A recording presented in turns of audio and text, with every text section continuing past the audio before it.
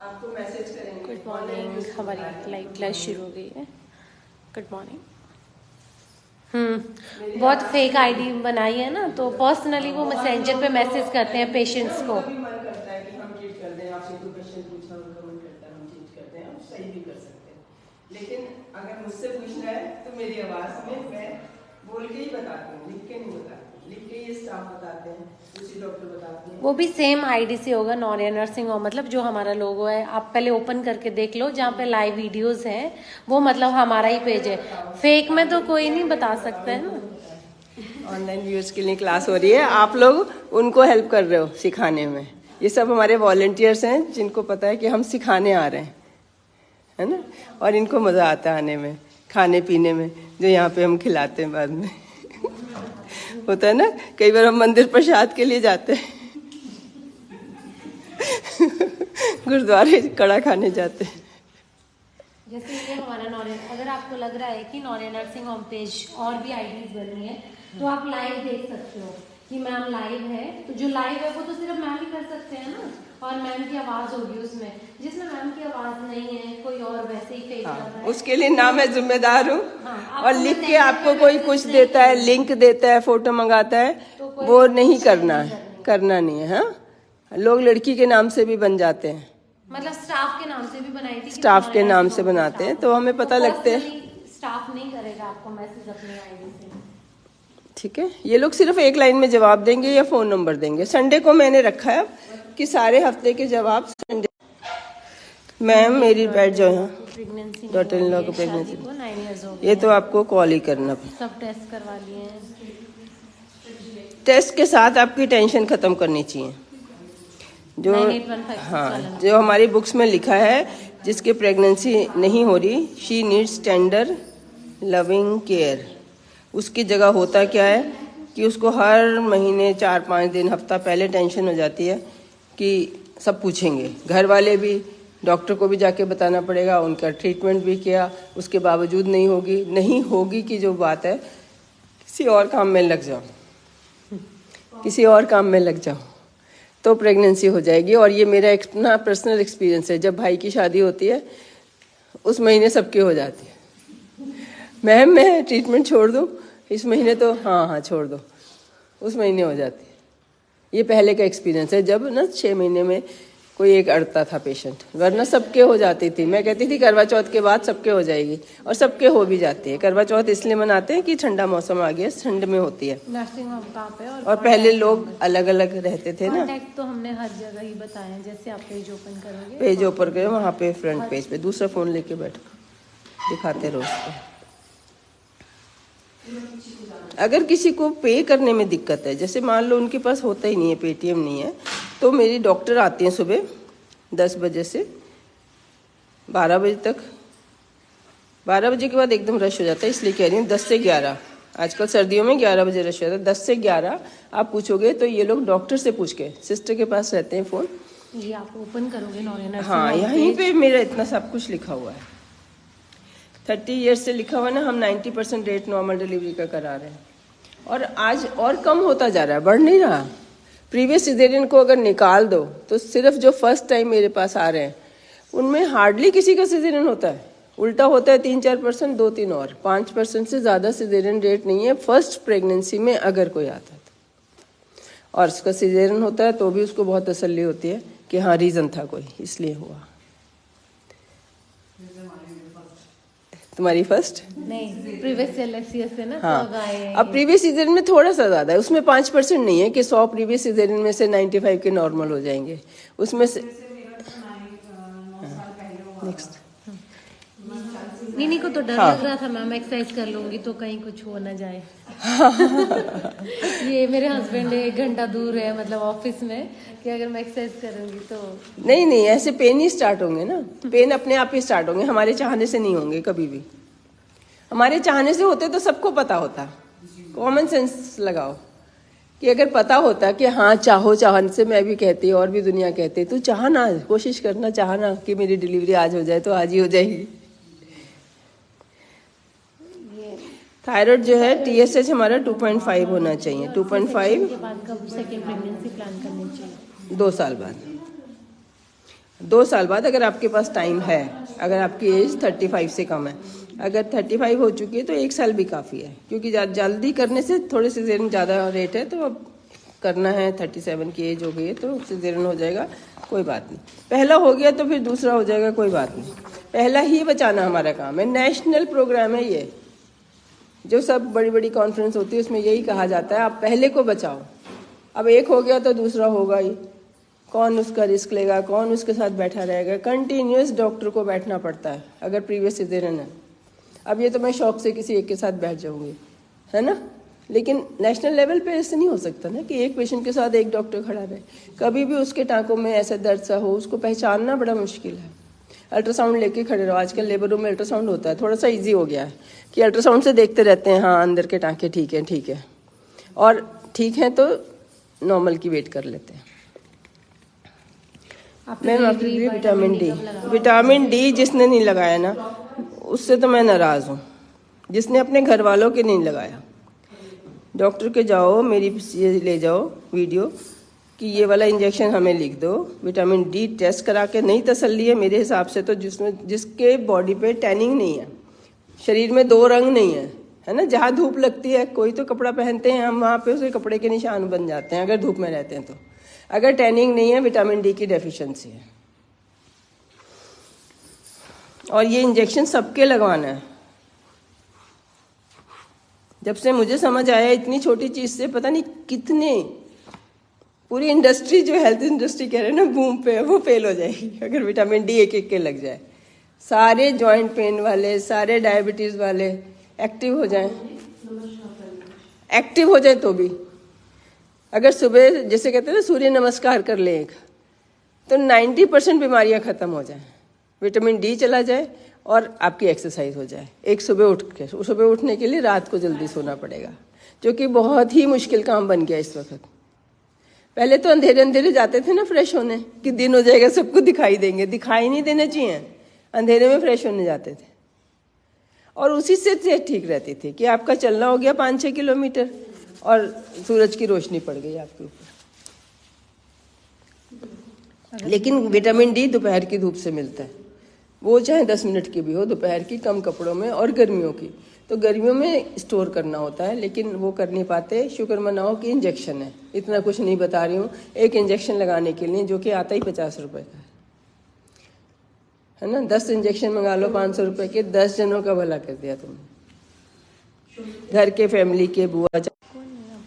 अगर बीपी रहता हो प्रेगनेंसी में तो क्या करें? बीपी का ट्रीटमेंट टैबलेट होती है, इसमें नहीं है। आपने नमक कम खाना है, लेकिन नमक कम से थोड़ा सा ही कम होगा, 2-3 डिग्री 4 डिग्री, ज़रूरी नहीं है। इसमें लो बेड की टैबलेट सब डॉक्टर्स को पता है। जो चीज़ें कंफ्यूजिंग है नहीं वो मैं ज़्यादातर कवर नहीं करती हूँ। बीपी मॉनिटर खरीद लो, चेक करा लो डॉक्टर्स के पास जाके। बीपी मॉनिटर खरीदो, कौन सी कंपनी का? बीपीएल का भी ठीक है, ओमरॉन का भी, ओमरॉन का। ये ज़्यादा महंगे नहीं होते, क्योंकि हम जो बताते हैं आपको मॉनिटर टेस्ट करना है, इसको चेक करना है। हाँ, ये हमारी लड़की बड़ी तेज है। रेखा मैम का पूछ लिया करो, रेखा मैम गलत जवाब नहीं देती, नहीं देगी तो वो कह देगी कि मैं मैम से पूछ के बताऊंगी। If your fasting is 140, then what to do in confirmation of pregnancy? 140 then what to do? Fasting बहुत ज़्यादा है, फास्टिंग तो 95 रहनी चाहिए। आपने गोली खानी है रात को, मेटफॉर्मिन। ये भी सब जगह, कोई कंफ्यूजन नहीं है इसमें, सब लिखते हैं, सबको मालूम है कि अगर विशु का ज़्यादा है वॉक करनी है आपने। 90 मिनट वॉक प्रेगनेंसी में भी ज़रूरी है सबको, 30-30 तीनों टाइम। अगर 3 टाइम खाना खाया, 3 टाइम में 30-30 मिनट चलना ज़रूरी है, वरना खाना हजम नहीं होगा, एसिडिटी होती रहेगी, गैस होती रहेगी। और वो नहीं हो, वो हो या ना हो, कुछ लोगों को 30-40% को शुगर हाई हो जाएगा, वॉक नहीं करोगे। प्रेगनेंसी में रेस्ट का बड़ा रिवाज चला हुआ है, तो जो चीज़ें गलत चल गई ना, पहले से चली आ रही थी और एकदम से जनरेशन चेंज हो गई, तो वो गलत हो रहा है। अब बुक्स में भी बाद में आएगी।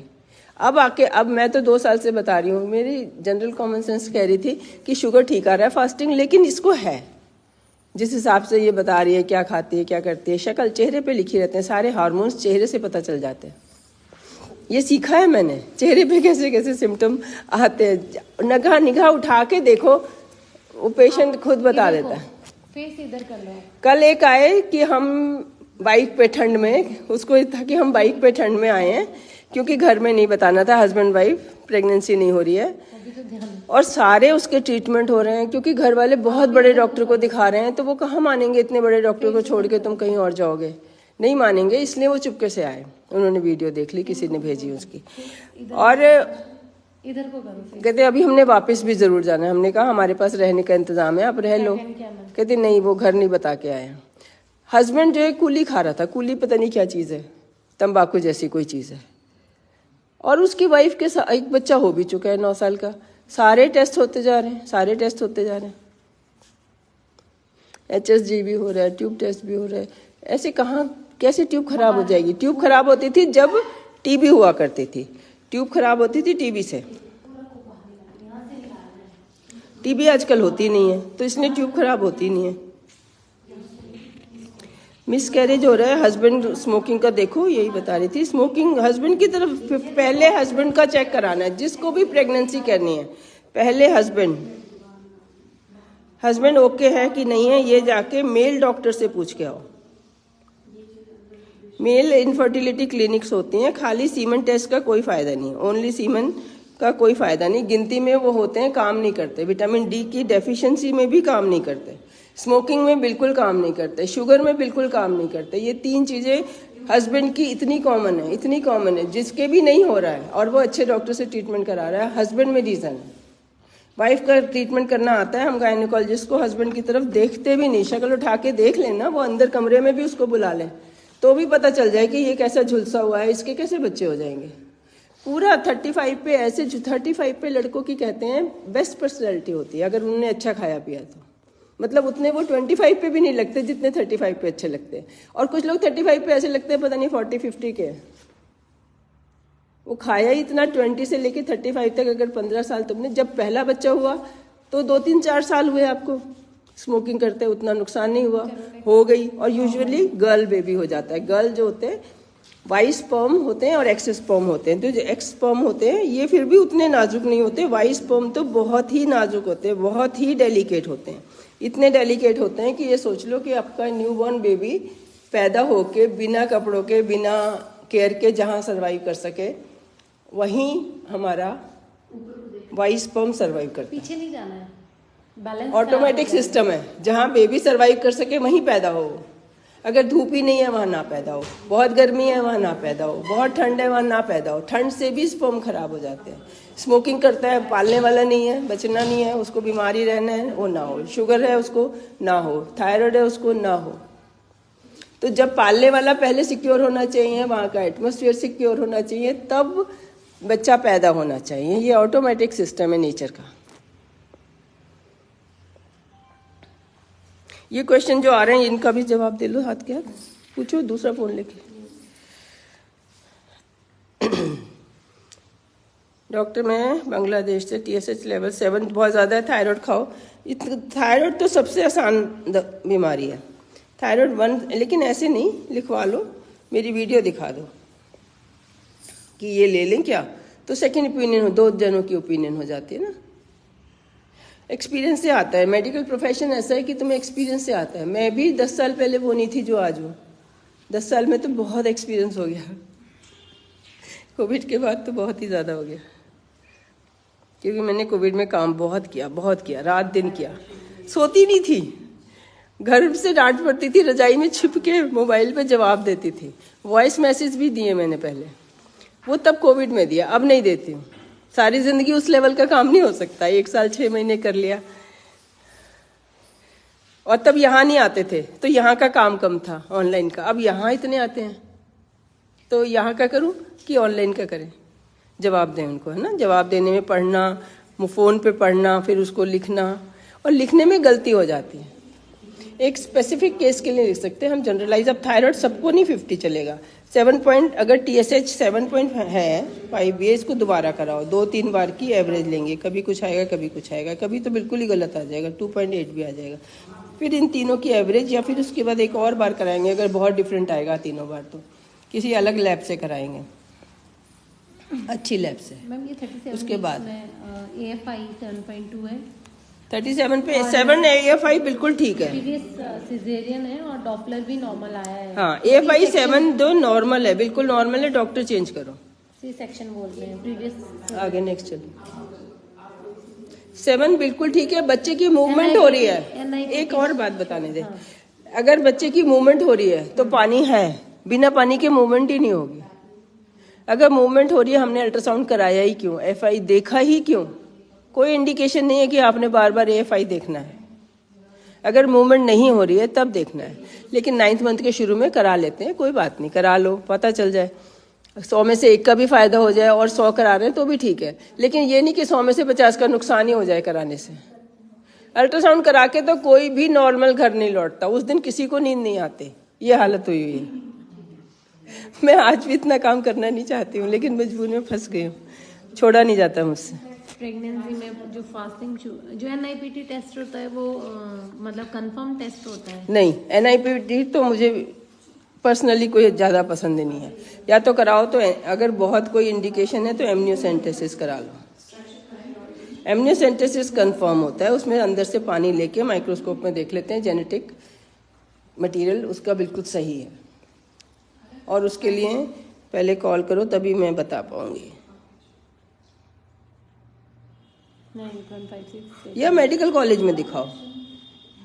अब मेडिकल कॉलेज में थोड़ी सी प्रॉब्लम ये होती है, पहले शुरू में आपको जूनियर ही देखते हैं, वहाँ तो सिखाने के लिए होता है ना, जूनियर देखते हैं, वो आगे सीनियर के पास ले जाते हैं। लोग एक बार जाके ही थक जाते हैं, सीनियर तक पहुँचते ही नहीं है। और जो एक एक वर्ड बोल दिया उसको रटते रहते हैं, बार बार रिवाइज करते हैं, वो इतनी टेंशन क्रिएट जो हो जाती है ना उनको। आजकल क्या है, वो ट्रस्ट रहा नहीं है। ट्रस्ट नहीं रहने की वजह से क्या हो गया कि हम बहुत ज़्यादा एक्सप्लेन करते हैं। पहले हमें पेशेंट से जो कुछ कराना है तो करना, बताना है उसको, वरना बस नहीं बताना, इसको टेंशन हो जाएगी। घर वालों को बुला के बताएंगे, पेशेंट को नहीं बताएंगे, ऐसे नहीं, ये तो नहीं हो रही, ये वाला ये नहीं, इससे कुछ नहीं हो रहा आपका। मुश्किल होनी चाहिए एक्सरसाइज करने में, थकना चाहिए। दोनों हाथों से करो, और हाँ अलग अलग करो, इकट्ठे भी नहीं, अलग अलग अपनी अपनी स्पीड से करो। अपना अपना वजन, लड़के तो वेट लेके करें, बिना वेट के क्या करना, हाथों को घुमाना कोई एक्सरसाइज थोड़ी है, ये बुजुर्गों की एक्सरसाइज है। उधर करो पीछे। मैम फास्टिंग शुगर बन एंटी ठीक है, डबल डॉपलर इंटरमीडिएट रिस्क है। ये इंटरमीडिएट रिस्क भी कोई फायदा नहीं है, कोई जरूरी मतलब है नहीं रिस्क। इसके लिए क्वाड्रिपल दोबारा करा सकते हैं, क्योंकि जो एमनियोसेंटेसिस है ये होता है 18 वीक के बाद। तो क्वाड्रिपल टेस्ट होता है, जिनका डुअल टेस्ट, शोर कम करो, जिनका डुअल टेस्ट प्लस माइनस है वो क्वाड्रिपल टेस्ट कराएं एट 17 वीक 18 वीक। अगर ये ठीक नहीं आएगा फिर एमनियोसेंटेसिस कराओ शॉर्ट में, बस 2 ही चीजें। अगर डुअल टेस्ट भी ठीक नहीं आया, क्वाड्रिपल में भी तक भी आपको ठीक फाइंडिंग नहीं मिली, तो एमनियोसेंटेसिस सीधे करा लो। रिस्की नहीं है, सेफ होता है, 20,000 लगते हैं इसमें, बस यही नुकसान है। अदरवाइज वो ध्यान से लेते हैं, कुछ नहीं होता है। क्वेश्चन आ जाओ, क्वेश्चन नेक्स्ट। मैम प्रेगनेंसी है, फास्टिंग शुगर 150 और PP1। ये तो आपको पता होना चाहिए, अगर मेरी देखते हो खुद बताओ। आपने 90 लेके आना फास्टिंग। उसके लिए अगर तो आप ज्यादा खाते हो तो कम खाना है, वॉक नहीं करते वॉक करनी है, उसके बाद देखनी है, और हर मील के बाद ग्लूकोमीटर देखना है। किसी का खरीद लो, ये ऑन कॉल का मतलब चीप एंड बेस्ट वाला हम बताते हैं, महंगा भी नहीं और अच्छा भी है, वरना BPL के और फिलिप्स के तो सब ठीक होते हैं। और बताओ, थायराइड 2.9 है, 2.9 तो ठीक है, इसको बार बार कराओ। Sugar all are controlled. Ayurvedic treatment लेने की कहीं मुझे ज़रूरत नहीं पड़ती है, कभी ऐसा नहीं हुआ कि मेरा पेशेंट ठीक ना हो और मुझे हेल्प लेनी पड़े या पेशेंट को हेल्प लेनी पड़े। डिस्चार्ज बाहर आना चाहिए, डिस्चार्ज बाहर आता है, डिस्चार्ज चारों तरफ जाता है, स्पर्म चारों तरफ जाते हैं, जिनको अंदर जाना है अंदर चले जाते हैं, तो बाहर भी आते हैं। उनको क्या पता अंदर बाहर क्या है। जब आपका स्पर्म डिपॉजिट होते हैं तो वो चारों तरफ जाते हैं, उनकी मोटिलिटी होती है। आप लेटे रह सकते हो, ये कर सकते हैं, बाहर तो आता ही आता है। अगर उठोगे तो आएगा ही आएगा, और नहीं उठोगे उसके कोई फर्क नहीं है। उठ के बाहर वाला बाहर निकल गया, जिनका रास्ता वो तो अपने नाक की सीध में चलते हैं ना, जो अंदर चले जा रहे हैं वो अंदर ही जाते जाएंगे। वो ऐसे गिरते नहीं है, फ्लूइड होता है अंदर। और फ्लूइड कहते हैं उनके लिए तो एक नदी के समान है। वो जो एक हमारा एक तार है ना फ्लूइड का, वो उनके लिए वो इतने छोटे हैं कि उनके लिए तो वो बहुत बड़ी जगह है। वो उसमें फ्लोट करते करते अंदर, जिन्होंने अंदर की तरफ डायरेक्शन ले ली वो अंदर ही जाएंगे। और हर महीने सिर्फ 10% चांसेस होते हैं, बहुत जगह ऑब्स्ट्रक्शन है। स्पर्म वहीं ना जाए अंदर, चले जाए अंदर, उधर से एग जो है वहीं गिर जाए, वहाँ से ट्यूब में आ जाए, फिर दोनों मिल जाए, फिर मिल के जैसे 23 क्रोमोसोम इधर है, 23 क्रोमोसोम ये मिल जाए, मिल के अच्छे से 1 से 1, 2 से 2, ऐसे 23 से 23 मिल जाए। बड़ा करिश्मा है, चांस की बात है, 10% चांस होते हैं। तो जब तक आपने 1 साल सेम ट्रीटमेंट ट्राई करना है, अगर आपके पास टाइम है तो 35 से पहले 1 साल परेशान नहीं होना कि हो नहीं रहा तो हम ट्रीटमेंट चेंज कर दें, हम कहीं और दिखा दें। ये ऐसे हो जाता है, बॉडी बिल्कुल कंफ्यूज हो जाती है। कल जो मैं लुधियाना से बता रही हूँ, उसके इरेगुलर के लिए गई तो इरेगुलर के लिए कॉन्ट्रासेप्टिव पिल्स दे दी कि रेगुलर हो जाएंगे। हमें रेगुलर थोड़ी करना था, हमने तो बेबी करना था। और इतना उसको वीडियो देख के खुद ही समझ आ गया। और उसकी प्रॉब्लम ही नहीं मेरे को समझ आई कि उसके अंदर तो कोई कमी ही नहीं समझ आई। इरेगुलर तो सोचने के बाद शुरू हुए, ट्रीटमेंट लेने के बाद शुरू हुए। कभी ट्रीटमेंट लिया, कभी छोड़ दिया। यहाँ पे बिछाओ, यहाँ पे खाली लग रहा है। ये दीवार वाली बता रही, जिनको रेस्ट बताया है। कल स्पेशली एक क्वेश्चन था कि रेस्ट बताया, मैं तो कैसे करूँ। तो ये देखो ऊपर पैर जाएंगे, तो लोग तो ऊपर करते थे ना ईंटें लगा के। ईंटें लगा के करने का कोई फ़ायदा नहीं है। ऐसा नहीं है कि बेबी तुम्हारे सीधे लेटने के बाद कोई फ़र्क नहीं है कि आप उसको ऊंचा रखो, लेकिन एक्सरसाइज के टाइम ऊपर पैर करोगे एटलीस्ट घर वालों को डर नहीं लगेगा। रेस्ट होता ही नहीं है घर में। अगर आप बाथरूम जा रहे हो, उठ रहे हो, बैठ रहे हो, बार बार दिन में 10 बार आप जा रहे हो, तो रेस्ट कहाँ रह गया। बेड रेस्ट नहीं है, वो सिर्फ रेस्ट है। बेड रेस्ट का मतलब होता है सुसु पोटी सब बेड पे हो। वो तो बहुत ही जिंदगी में एक डॉक्टर के एक मरीज आता है ऐसा। मैम ब्लड बढ़ा ही नहीं रहा है, कॉल करो मुझे। अब आपने एक HB इलेक्ट्रोफोरेसिस कराना है। कुछ लोगों का नहीं बढ़ता है, जिनको थैलेसीमिया माइनर होता है। सीरम आयरन हाँ कराना है। अगर आयरन कम है तो आयरन के इंजेक्शन लो, खाते नहीं है, एब्जॉर्ब नहीं होते हैं। और B12 के साथ में लो। B12 की कमी बड़ी कॉमन है, तो इसके बिना भी खून नहीं बनता है। और खून नहीं बनता तो शरीर में बहुत कुछ नहीं बनता। तो HB इस पूरा अपने लिए भी होना चाहिए। डिलीवरी में सारी टेंशन ही ब्लीडिंग की है, जो हम खड़े रहते हैं इसीलिए खड़े रहते हैं। सडनली ब्लीडिंग हो जाए तो उसको मैनेज कर ले। ब्लड अरेंज करना है, सबने ब्लड अरेंज करना है। जिनका 12 ग्राम है उन्होंने 2 बॉटल अरेंज करना है, जिनका 11 है उनको 2 बॉटल करना है, और जिनका 10 है उनको 4 बॉटल अरेंज करना है। 4 जने डोनेट करके आएँ, उसके लिए ब्लड रेडी रखें। और डिलीवरी टाइम वहाँ पे ब्लड बैंक में खड़े रहें कि फ़ोन आएगा ब्लड ले आओ। तो वो ब्लड अरेंज कर लेते हैं 800-900 रुपये के बाद लाते हैं। मंगाना नहीं है क्योंकि वेस्ट हो जाता है। ज़रूरी नहीं है सबको ज़रूरत पड़े, 100 में से 3-4 को ज़रूरत पड़ेगी, तो बाकी वेस्ट नहीं करना। वहाँ खड़े रहो, जैसे ही बोले ब्लड लेके आओ फट से लेके आओ। यही बता रहे है ना कि 39 वीक से और HB कम है, 8 ग्राम है, तो अब इतनी जल्दी में कोई दिक्कत है? बिल्कुल दिक्कत है। आपने 4 ब्लड अरेंज करने, ब्लड 2 पहले चढ़वा लो। जिनका 8 है उनको पहले ही 2 बॉटल चढ़ जाना चाहिए। डिलीवरी से पहले ब्लड HB 10 ज़रूर होना चाहिए, वरना ब्लीडिंग बहुत ज़्यादा होगी। आप फ्रेश ब्लड चढ़ाओगे दूसरे का, जो कि मैच करके ही चढ़ेगा, तो वो आपकी ब्लीडिंग को रोकेगा। और किसी मेडिकल कॉलेज में डिलीवरी होनी चाहिए। ये नहीं कि जहाँ पे ब्लड बैंक हो अंदर ही हो, दूर से लाना ना पड़े। कई बार ब्लड है, ट्रैफिक है, 1 घंटा तो लाने में ही लग जाएगा, 1 घंटे में तो बहता चला जाएगा। जैसे ही बहना शुरू हो, आपके क्लॉटिंग फैक्टर जो होते हैं वो ब्लड में होते हैं। खाली ब्लड नहीं होता, उसमें क्लॉटिंग फैक्टर्स होते हैं। तो वो ब्लड क्लॉट नहीं होता, जितना पतला हो जाता है, जैसे दही है आपका बहेगा नहीं। आपने रख दिया, कहीं गिर गया तो वो बहेगा नहीं, लेकिन अगर उसमें 50% पानी मिला दो फिर तो वो बह जाएगा, गिर जाएगा। तो ब्लड की क्लॉटिंग फैक्टर आधे रह जाते हैं, इसलिए ब्लड क्लॉट नहीं होता, पतला हो जाता है, वो बहता ही चला जाता है, रुकता ही नहीं, जो कि नेचुरली रुकना चाहिए था। अगर HB पूरा होता तो वो जहाँ से ब्लड और प्लेसेंटा सेपरेट होता है वहाँ से ब्लीडिंग नहीं होती। वो जैसे ही यूट्रस छोटा होता है, क्रिस क्रॉस मसल्स होते हैं, ऐसे क्रिस क्रॉस मसल्स होते हैं, तो वो जैसे ही छोटा होता है एकदम टाइट हो जाते हैं, ब्लड वेसल बीच में आ जाती है। अब वो जब पतला होगा तो वो बीच में आने के बाद भी रिश्ता रहेगा, और फिर 8 का 6 हो जाएगा और कम हो गया, 6 से 7 हो जाएगा, 6 से 5 हो जाएगा और कम हो गया। है ना। तो इसलिए पहले 2 बॉटल ब्लड लगनी चाहिए जिसका 8 ग्राम है। कोई हर्ज नहीं है, आप शांति से अभी ब्लड लगवा लो पहले ही 39 वीक पे। अब इतनी जल्दी तो बनेगा भी नहीं। एज 42 है। साथ ही एक दिन ब्लड लगवाओ, दूसरे दिन फेरी IV इंजेक्शन लगा दो, क्योंकि डिलीवरी हमारी 40 वीक प्लस 5 डेज तक हो सकती है। तो हमारे पास 12 दिन है, अभी 12 दिन में बढ़ जाएगा। अगर आप ड्यू डेट के बाद 3-4 दिन और वेट करो, या नेचुरल पेन्स में ब्लीडिंग कम होती है, क्योंकि हार्मोन सारे ब्लड रोकने के भी अंदर बन रहे हैं।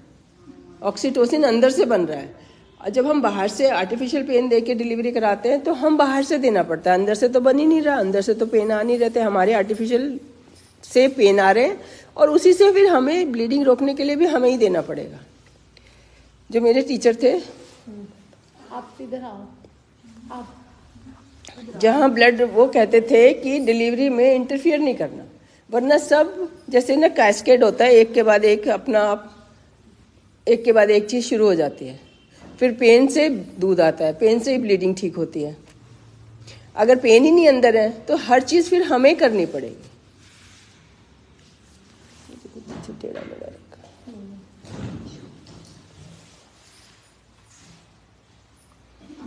मैम एक्टोपिक प्रेगनेंसी के ऑपरेशन हुआ 36 टू एज 30, 2 इयर्स हो गए प्रेगनेंसी कर ली। डीप ब्रीदिंग है, जो बैठे बैठे करा लो। आप ट्राई करो ना 2-3 महीने, अगर 36 की एज है 2-3-4 महीने ट्राई तो करो। दीपिका, पेन आएगा तो डीप ब्रीदिंग कैसे करनी है? आप 2-3 महीने, अगर प्रेगनेंसी होगी तो ये अपने आप ही टेस्ट हो गया। एक कैपगोलिन खा लो, जो भी हम बोल देते हैं ना आपका मुश्किल है, आपको ये टेस्ट कराना पड़ेगा, तो आप लोगों का प्रोलैक्टिन बढ़ जाता है, वो एग नहीं बनने देता। फिर अल्ट्रासाउंड कराते हैं, उसमें एग नहीं दिखाई देता।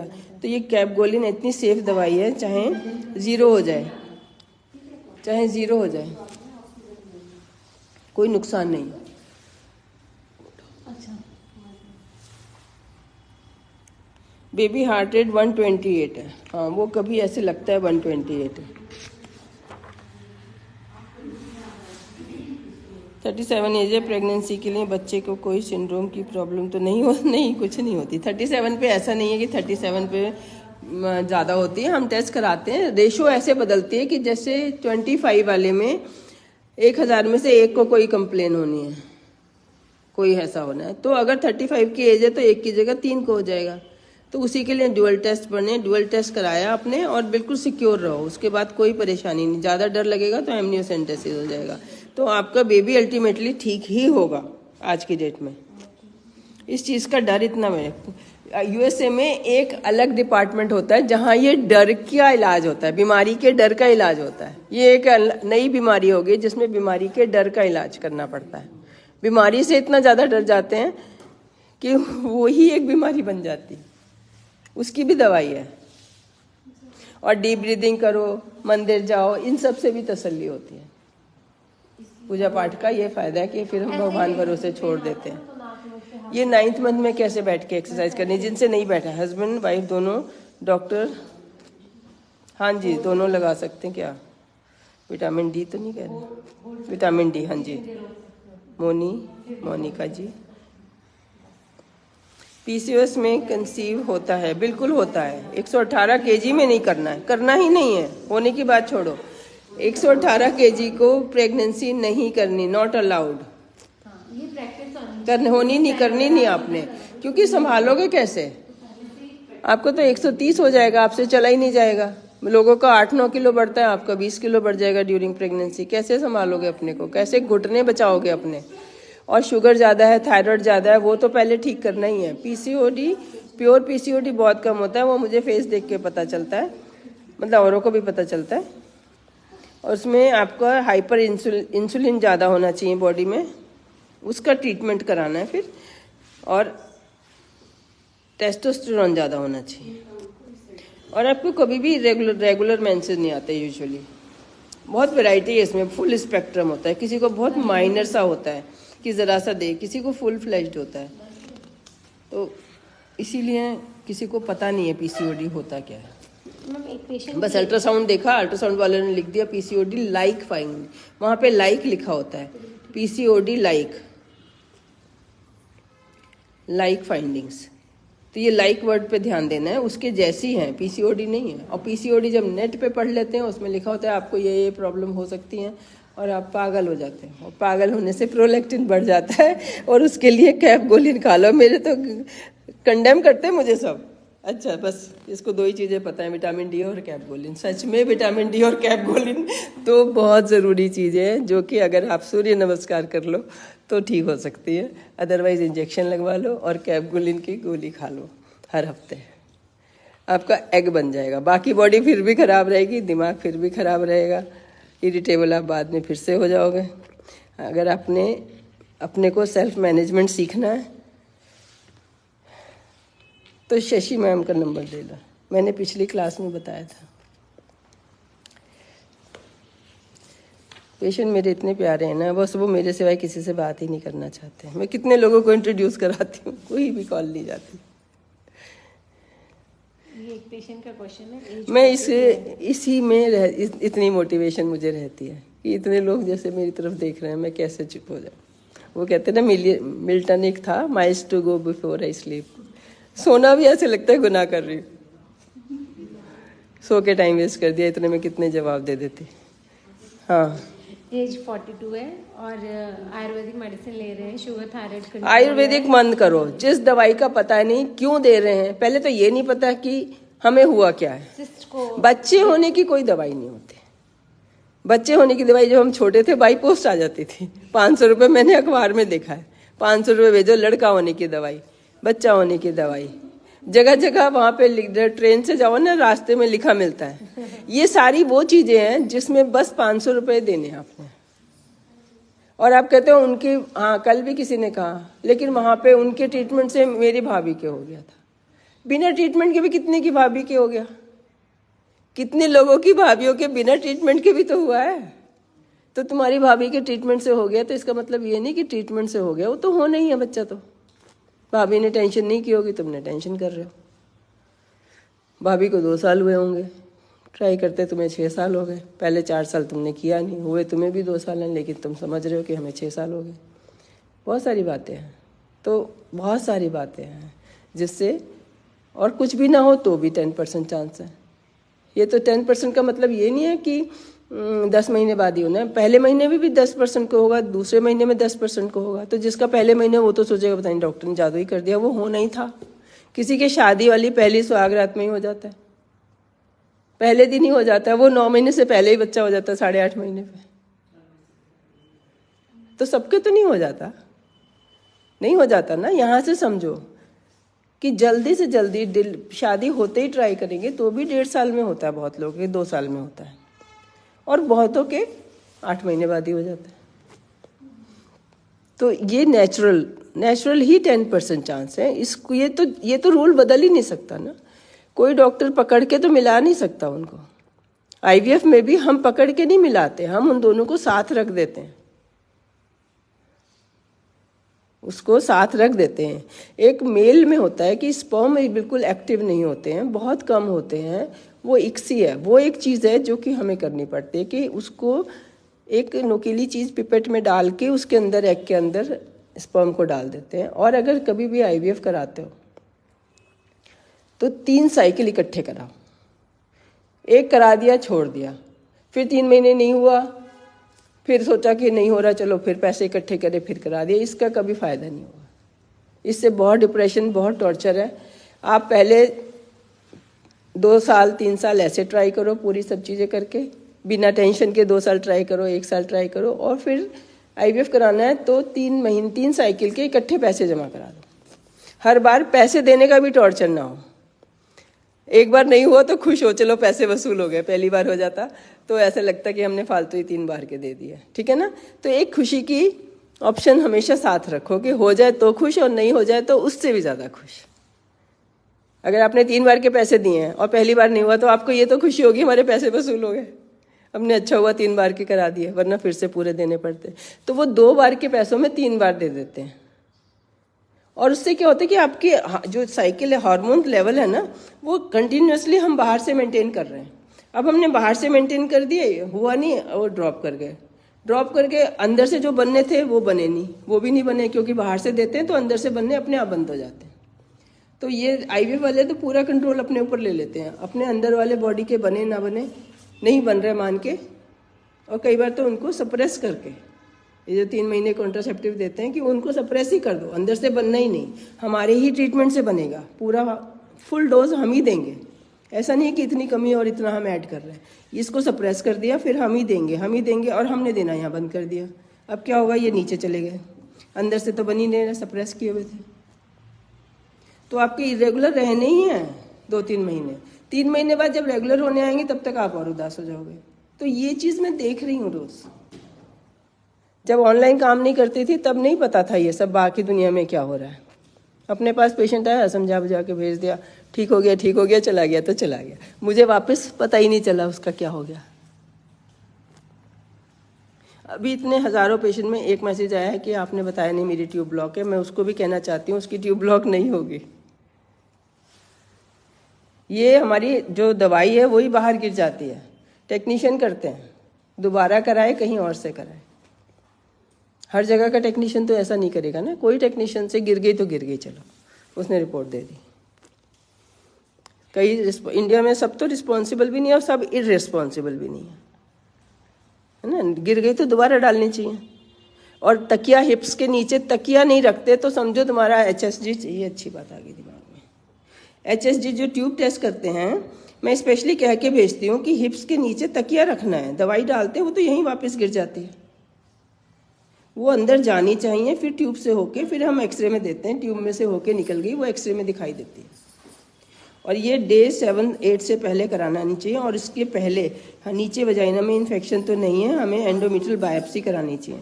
अगर सही से कोई डॉक्टर करा रहा है तो पहले बायोप्सी कराएगा। आप PGI में आओ, पहले बायोप्सी कराएंगे, बाद में HSG कराएंगे, क्योंकि बायोप्सी में हम को पता ही है कुछ नहीं निकलना, साफ सुथरा, इसको कहाँ TB हो रही है, TB देखते हैं पहले, और TB होती है तो हम HSG करा के वो TB के कीटाणु ट्यूब में डाल देते हैं और यहाँ से वो TB के कीटाणु ट्यूब में चले जाते हैं हमारे दवाई के साथ। तो पहले क्या हुआ बताओ, तुम्हें क्या समझ आया कि जिनके प्रेगनेंसी नहीं हो रही और हमें ट्यूब टेस्ट करानी है तो पहले एंडोमेट्रियल बायोप्सी होगी, ये होगी डे 28 पे, जैसे फर्स्ट डे पे, या तो डे 28 कह लो या फर्स्ट डे कह लो, डे 1 कह लो। डे 1 पे होगी, इसकी रिपोर्ट आएगी इस महीने, 1 महीना इसकी रिपोर्ट आने में बहुत टाइम लग जाता है, तो ये महीना गया। फिर नेक्स्ट साइकिल में हफ्ते में आ जाती है तो डे 8 पे होगी, फिर ट्यूब टेस्ट होगी। डे 8 पे 1 हफ्ते बाद, इसके 1 हफ्ते बाद अगर ट्यूब रिपोर्ट आ गई तो ट्यूब टेस्ट होगा। और जिसने ये सब नहीं की फॉर्मेलिटी, इसका मतलब वो जगह बदलनी चाहिए आपको। नीचे लगा दो। 120 to 160 क्या चीज़ है?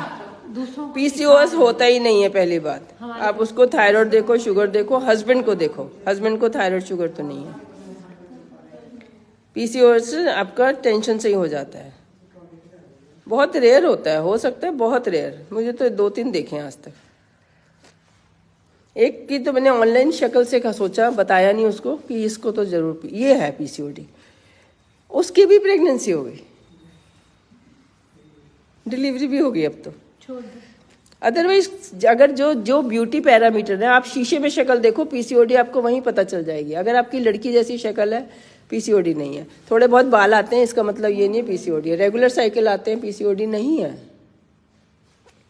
और टेस्ट कराना है तो सीरम टेस्टोस्टेरोन कराओ। इसकी भी इतनी बड़ी रेंज है, यहाँ से यहाँ तक रेंज होती है, हार्मोन से कैसे मान लोगे?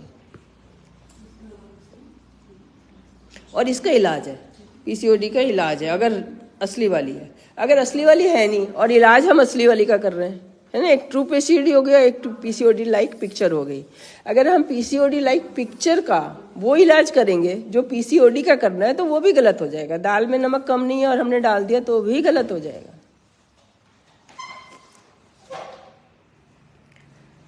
AMH पॉइंट से, AMH भी विटामिन D की है और रोज नहीं आ रही है।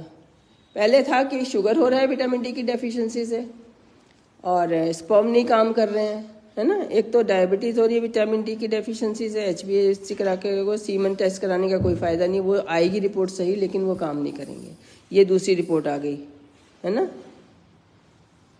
Semen not working, sperm not working. उनमें चार्ज नहीं होता, पेनिट्रेट करने का चार्ज नहीं, एग के अंदर घुसना होता है उन्होंने, तो वो एनर्जी नहीं होती उसके अंदर, बस दिखने में होते हैं कि हैं। और इसके बाद अब आ गया कि AMH भी, और प्रोलैक्टिन ज़्यादा होगा तो भी AMH कम होगा। AMH लो MH, प्रोलैक्टिन ज़्यादा होगा तो भी होगा, और विटामिन D कम होगा तो भी होगा AMH। मतलब ये ना, जैसे मैंने बताया कि स्ट्रेस में प्रेगनेंसी नहीं होनी चाहिए। अगर स्ट्रेस है लेडी को, ये कैसे पालेगी, तो प्रेगनेंसी होनी नहीं चाहिए।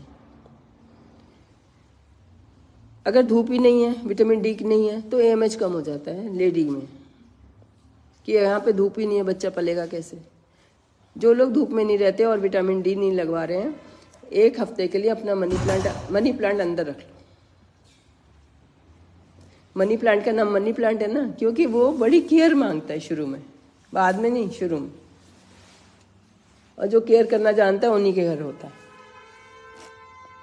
उसको धूप से, ठंड से भी थोड़ा बहुत बचा, इतना नहीं। पान का पत्ता बिल्कुल मनी प्लांट जैसा है, लेकिन वो है असली मनी प्लांट। पान का पत्ता चलाना, हमारे इतना केयर करते हैं, तब भी अभी सर्दियों में सूख गया। लेकिन जैसे ही सर्दियाँ बहुत पड़ी, उसको अंदर रख लिया, फिर धूप के लिए बाहर निकालो, फिर रात को अंदर रखो। गर्मियों में उल्टा करो, दिन में अंदर रखो, सुबह शाम बाहर रखो, तब जाके वो यहाँ पे इस इलाके में हमारे यहाँ होता है। और लेकिन पान में जिंक होता है, बहुत अच्छा होता है, जो कि कंपैरेटिवली और सब्जियों में कम होता है। सब्जी आपको 1 kg खानी है। अब मैं डाइट कर लेती हूँ, है ना। थैंक्स का आ गया मैसेज। Thank you everyone. मैं भी बहुत खुश नसीब हूँ कि ये सब काम मुझे मिला करने के लिए। Thank you everyone for watching.